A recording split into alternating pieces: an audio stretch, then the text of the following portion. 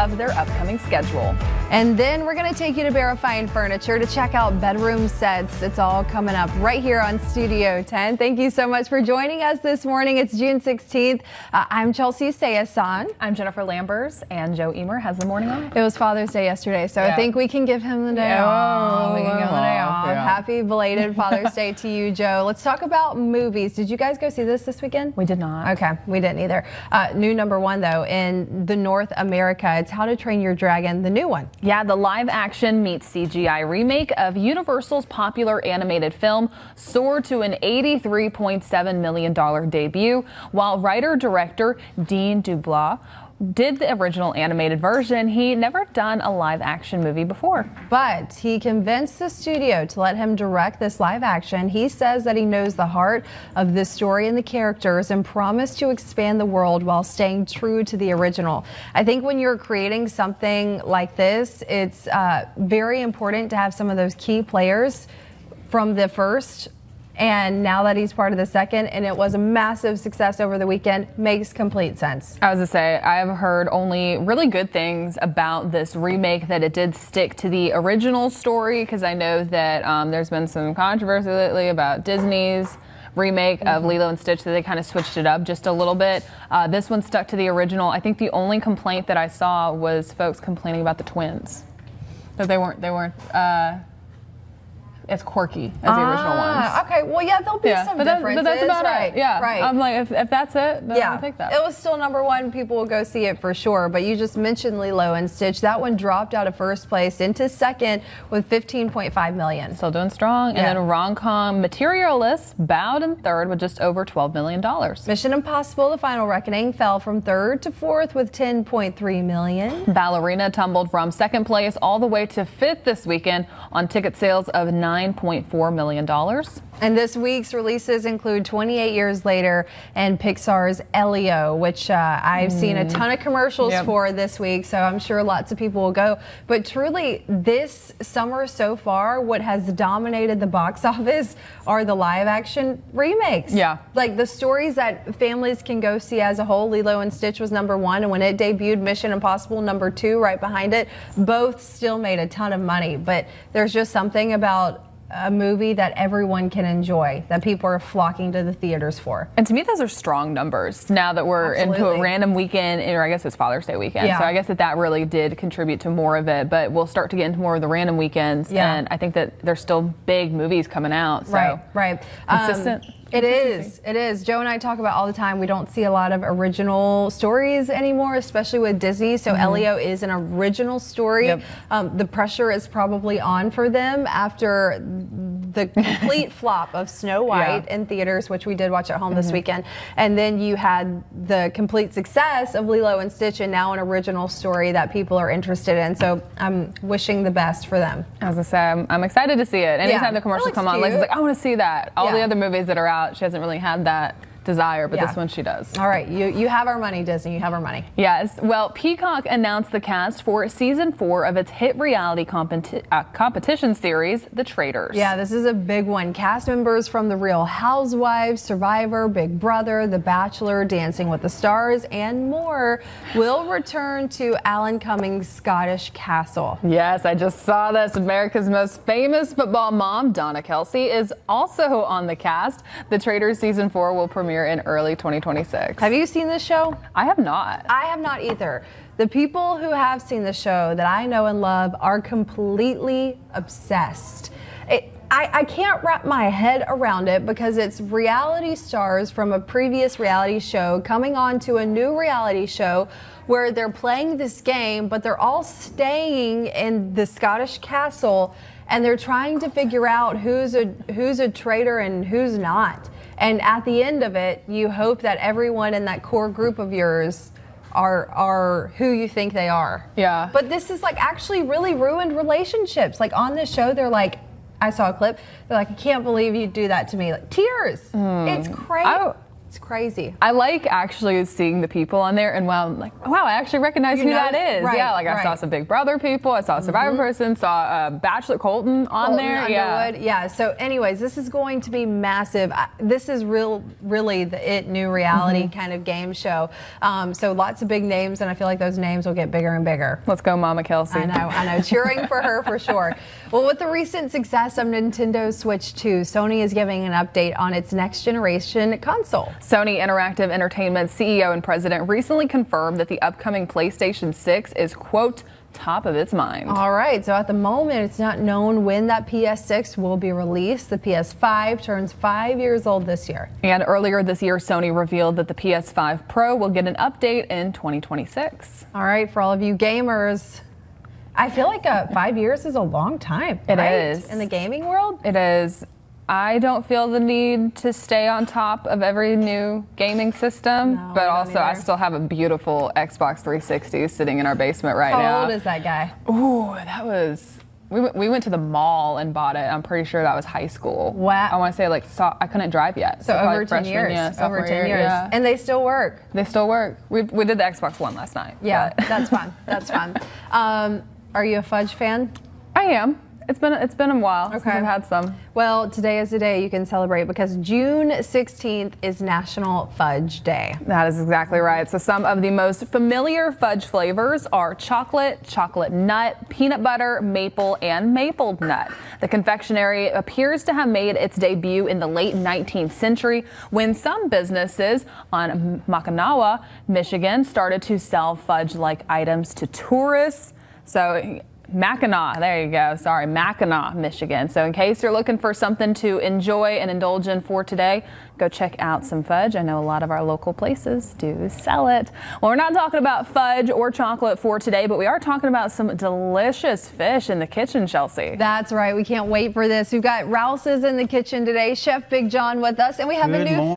Well, also coming up, we're going to be introducing you to our pet of the week from the City of Mobile Animal Services. That's coming up next. Plus, also, I'm going to be talking more about your forecast, taking a live view outside down in Orange Beach. Absolutely stunning this morning. I'll talk more about what you can expect for the work week ahead coming up when we come back.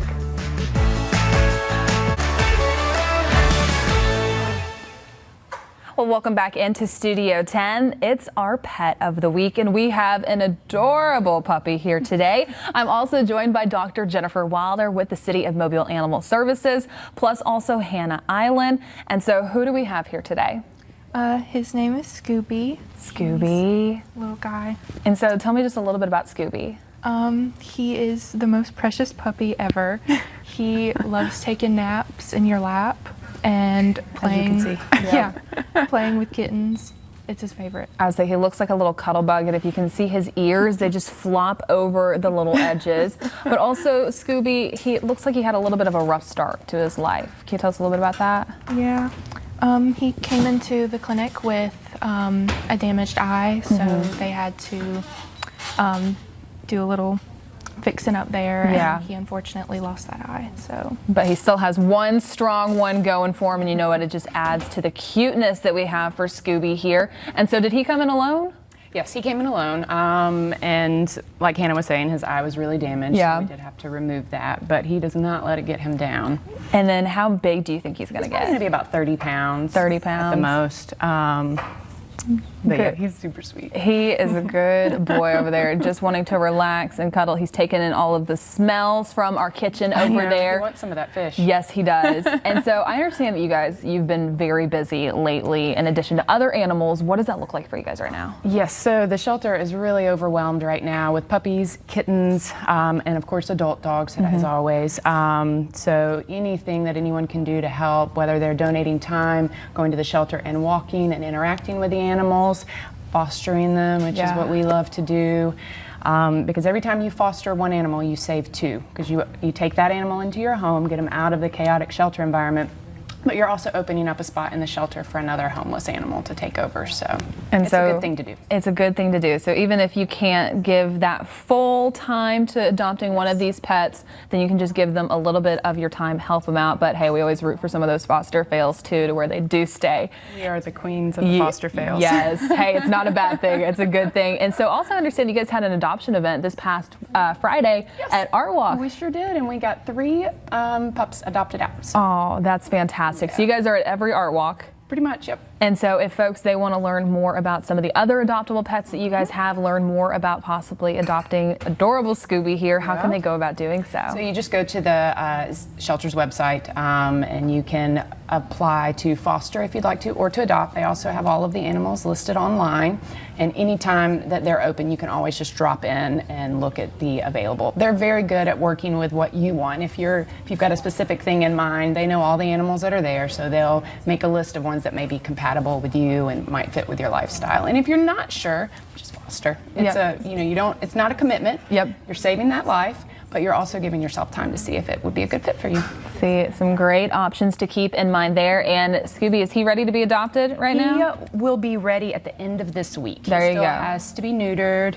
All animals that are adopted out from the shelter are neutered and up to date on vaccines. So he still has one more surgery to go through, and then he'll be ready. And then he'll be ready. And Hannah, did he fall asleep over there? Looks like it. Yep. Pass out nice and relaxed. So in case you want your own little Scooby to love and cuddle up on, we're going to have more details on Scooby, plus also additional adoptable pets. That's going to be on our website, fox10tv.com, under the Studio 10 tab. But thank you both so much for being here. Thank you for having us. Thank you. Chelsea. Continue heading into the rest of today. I'll talk more about your forecast and what I'm tracking for the week coming up in just a little bit. Alrighty, Jen, thank you. If you're hungry, we've got a recipe just for you. Chef Big John is back in the kitchen with Rouse's. We finished up the salsa. Now we're working to prepare the rice and the fish. Jen, you ready? I'm ready for it. All right, it's gonna be good. We'll have more after this. Well, welcome back into the kitchen. We are joined by Chef Big John and his granddaughter Ava, and they are cooking up some goldfish and cilantro lime rice topped with a pineapple salsa. This is delicious, and so Ava, you are hard at work on this rice right now. So what do you have going on right here? I'm putting butter and lime in it. Lime? I'm squeezing the juice out of lime. Perfect. What kind of rice do you have in there? It's a basmati rice. Basmati rice. It's a light rice that's going to be flavorful and not as heavy or stick to your ribs type of rice. And she's going to do that. And when she squeezes that in, I'm going to come over here with the cilantro. That's good, baby. Go ahead and stir that in. Fantastic. And Teamwork. this is something that's very easy to make at home. I'll put a little salt in there. All right. As you said, it's not sticky. It's all still falling apart, and so it's Correct. helping to incorporate all of that cilantro in between it. It smells great too. Right. So here we got some mangrove snapper fillets. Yes, we were talking about this in the break. I was asking you what kind of fish it was, and so tell me just a little bit about the mangrove snapper. So this is a cousin to the red snapper and part of the snapper family. He lives above the red snappers. It's really a nice sweet meat. It's kind of a bonus fish when you're going out there to catch the red snapper because you can only have 2. So these guys right here provide a lot of fun, but most of all, they're very, very good to eat. I mean, you can grill them, you can fry them. Today, it's summertime, 100-degree heat index out there. Hello. Yes. So we want to make sure that we have something nice and light and fresh, with the salsa. It's going to be good. It looks So, fantastic. and this is all, I didn't say in the beginning that we would have a snapper or a mahi-mahi. It depends on what we have fresh sourced at Rouse's. So we want to make sure to use the best available fish for any dish that we cook. So, and we like to keep our Gulf fish We do. on here. We do, So- and also I've never had this one, so I'm excited to check out the. So we're going to mangrove continue snapper. seasoning these guys up, and when we come back, we're gonna cook them alive. Here we go with some. This is Beautiful. Rouse's Creole seasoning. Rouse's has the best selection of all the spices that you would need. They do. I walked into that aisle the other day, and I was almost overwhelmed. But I was like, I discovered some new things, some new flavor ideas, and things that I've never thought to make before. So you're Right. adding on the Creole. Creole, a little bit of gourmet paprika. Awesome. I love that red look. It makes it look shiny. When we come back in the pan, we're going to add butter, and we're going to add some olive oil. We're going to have that pan smoking, and we're going to flash these things really good, get a good crisp sphere on them, and then we'll plate them up and enjoy them. I'm excited for that. Chelsea's going to have more on that once that fish is being fried. But Ava, great job on the rice. Thank you. It looks great. I'm excited to try that. Chelsea. Well, hello there. Well, in today's Biz Bites, Southwest Airlines announces added safety measures to its airplanes. The Wall Street Journal reports that the airline company says a new cockpit alert system is being added. This is to help prevent dangerous situations during takeoffs and landings. The report says that the alert system will provide verbal and text warnings if a pilot is heading towards the wrong runway or having issues with the landing. The company says that the new system is an added measure to avoid any bad outcomes in the future. Certain Costco members are being given a chance to move to the head of the line for shopping benefits. Costco says those with executive memberships will get to be the early birds when the doors open up. Starting on June 30th, Costco executive members will be able to enter and shop starting at 9 a.m., getting the jump on Gold Star and other members. And postal workers are now leaving scented dryer sheets in customers' mailboxes in order to prevent wasps and yellow jackets from nesting in your mailbox and stinging them when they open the box. They say that the stinging varmints hate the smell of dryer sheets. The workers humbly ask you to leave those sheets inside some of the boxes. Chelsea, that's the first time I've heard of something like that.